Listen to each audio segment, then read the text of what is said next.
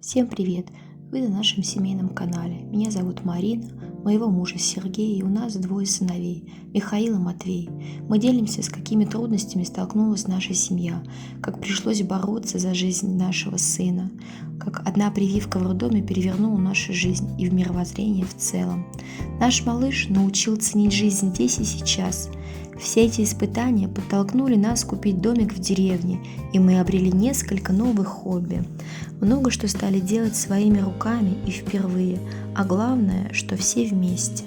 Будем рады, если вы с нами останетесь. Всем здоровья и добра. Всем привет! Хочу рассказать историю, которая буквально на днях со мной приключилась, а вам решать, какого сюжета, какого характера она будет. По мне так это был ужас, до триллера, конечно, не дотягивает, или, знаете, как из дешевых русских сериалов, такая не совсем полукомедийная сцена номер 5, назовем ее так. Я уже рассказывала, что частенько мы остаемся здесь одни, и точнее я одна с детьми. И вот буквально на днях, это было со 2 на 3 сентября, у меня у мужа был корпоратив, он был в городе, не приехал ночевать, а мы остались одни. И ничего не предвещало беды, а вот с этого места я остановлюсь и расскажу предисловие. В общем, этим летом у нас тут появился, я называю соседями здесь все, кто живет в деревне, это не обязательно соседний дом. Сосед, то есть это буквально там в одну сторону деревни, не знаю, может, домов 5. И так случилось, что он к нам имеет такое касательное отношение. Он племянник нашего бывшего хозяина, то есть его отец — родной брат нашего хозяина бывшего.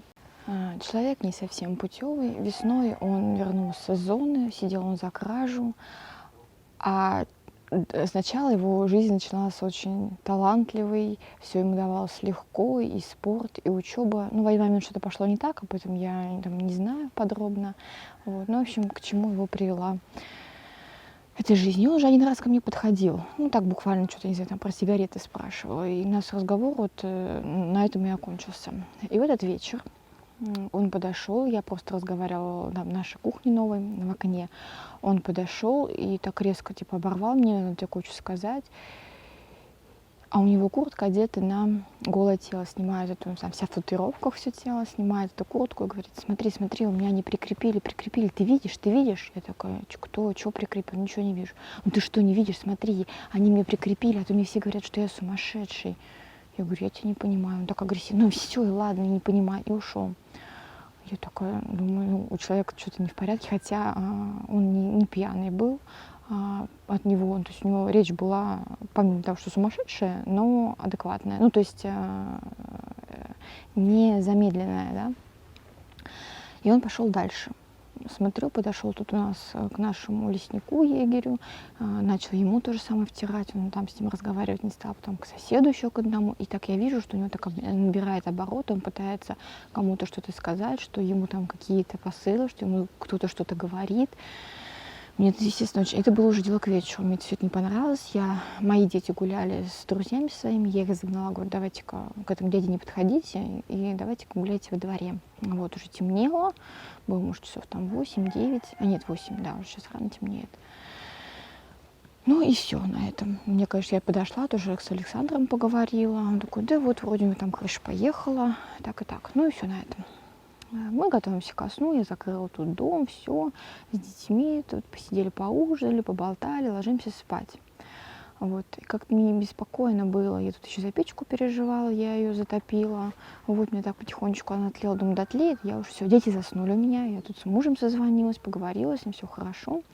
И вот лежу, мне не спится, время 11, 11:30, и я такая только слышу, что у меня вокруг дома ходит он и разговаривает там с кем-то, там у него связь, потом что-то говорит, он там отвечает, какие-то эти речи. А потом я понимаю, что он ходит прям вообще около меня. Не то, что там по прогону где-то, а прямо рядом. И я слышу, как он шумит, типа залезает куда-то вокруг, то есть по забору или еще что-то, в огород ко мне, что ли, полез. А я не сплю, дети спят. И я такая слышу его голос, там мне говорит, что спишь? Я такая думаю, это он мне говорит. Ну, так как я занервничала так. И только потом я отчетливо понимаю, что он у меня сверху прям топает. Я подумала, что он у меня на чердак залез. И я такая слушаю топот, там разговор. И я перепугалась ужасно. То есть он у меня, я так понимаю, я такой, думаю, так у меня в голове никак не могу, как он на чердак-то залез. Думаю, ну может там окно как-то аккуратно открыл там на чердаке. Ну мы обычные там эти окна поставили, может как-то открыл.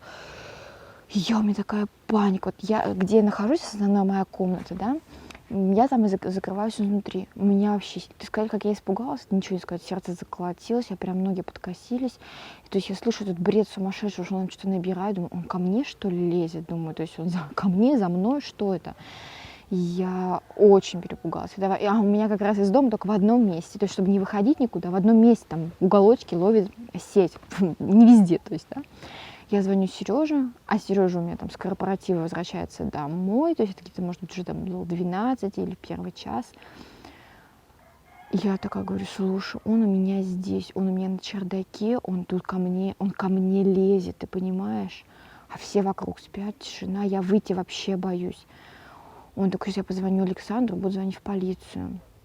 Вот, пока тут доли секунды, а я не могу, меня трясет ужасно, дети спят, а я слышу, как он шумит, а он начинает прям барабанить, он начал стучать и начал кричать что-то: помогите мне, помогите, стучи.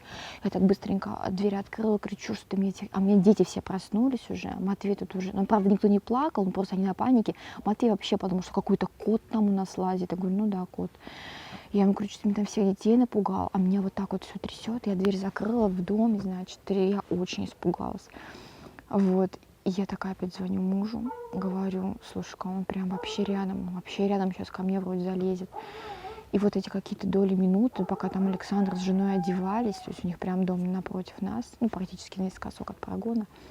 Вот. То есть это, может, ну, там прошло 5, а для меня это была целая вечность, пока они подошли к нам сюда с фонарями и начали с ним разговаривать. Я хоть как-то смогла вот выйти в эту пристройку, которую мы делаем, выглянула в окно, мне говорит, Марин, вызывай полицию, что типа нам с ним делать? А я такая выглядываю, а он на крыше сидит. То есть он скатывается, он говорит, сидел на коньке и дубасил там по коньку, поэтому там по крыше, представляете, по железной крыше какой звук. То есть он дубасил, там что-то говорил, потом, говорит, кричал, помогите. Ну, понятно, что он привлекал усиленно, он с вечера привлекал к себе внимание, видимо, ну, там крыша у него, видимо, поехала, биполярочка, видимо, какая-то у него подъехала, вот белочка, видимо, и он привлекал к себе внимание, а никто как бы не вел с ним, никто не хотел с ним разговаривать, да.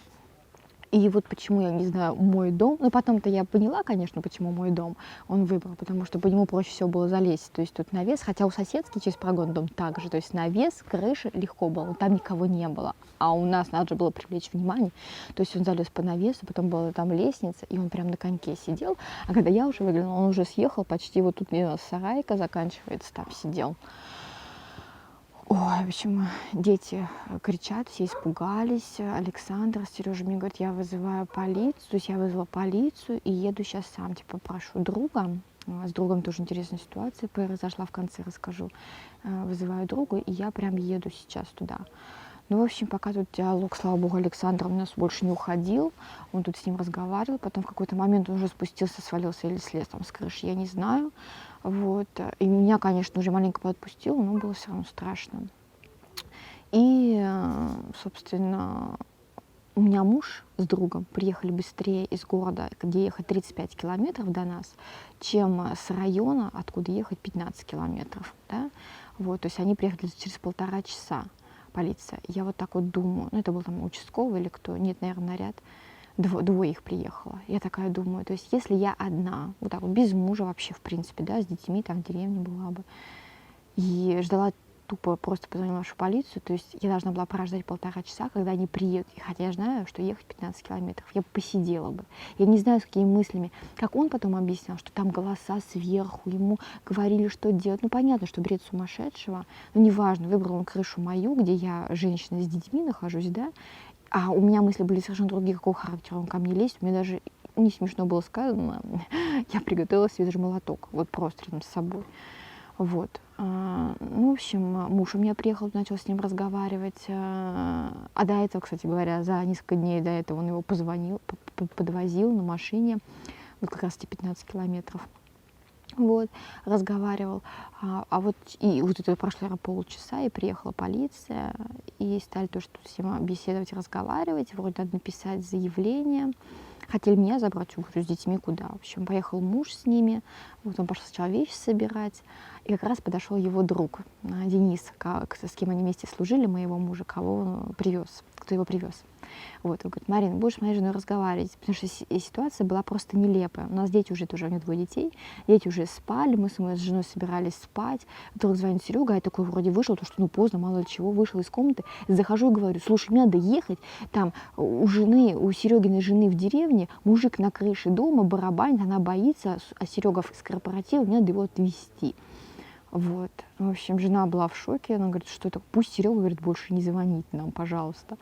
Ну, в общем, отпустила, правда, его, но я думаю, мне бы это тоже не понравилось. Ну, практически ситуация на этом бы закончилась. Может быть, со стороны это кажется, как бы так, но для меня это было просто шок. Да, сейчас, секундочку. Так вот, мораль всего рассказа такова, что если бы, так как он не проник в жилище дома, а всего лишь навсего был на крыше этого дома, это не считается проникновением на частную собственность, и как бы никакую ответственность, кроме как мелкого хулиганства, привлечь его больше не за что.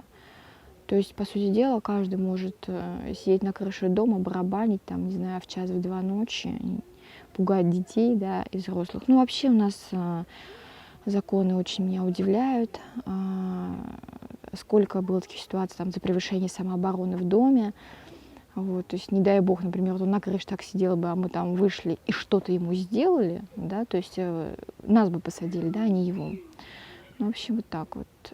Приятного мало. Мы даже не стали там Сережиным родителям рассказывать. Они и так как бы не в восторге, что мы тут в деревне, дом у нас. Вот. Сейчас, как я к этому отношусь, не знаю. Обидно немного, что он именно на мой дом так полез. Ну, как бы жутковато, да. Останусь ли я одна с детьми опять? Да, я думаю, останусь, потому что это может произойти где угодно, с кем угодно, неважно, в деревне или нет. И вообще замечательно, что есть такие люди, когда вот все-таки Александр пришел, и мне уже не было страшно, на самом деле. Вот я уже успокоилась. А когда вот я была 1 на 1, то есть я и спящие дети, и непонятно, кто там лазил, было жутко. Ну вот, в общем, такая небольшая история. Всем здоровья. Всем добра.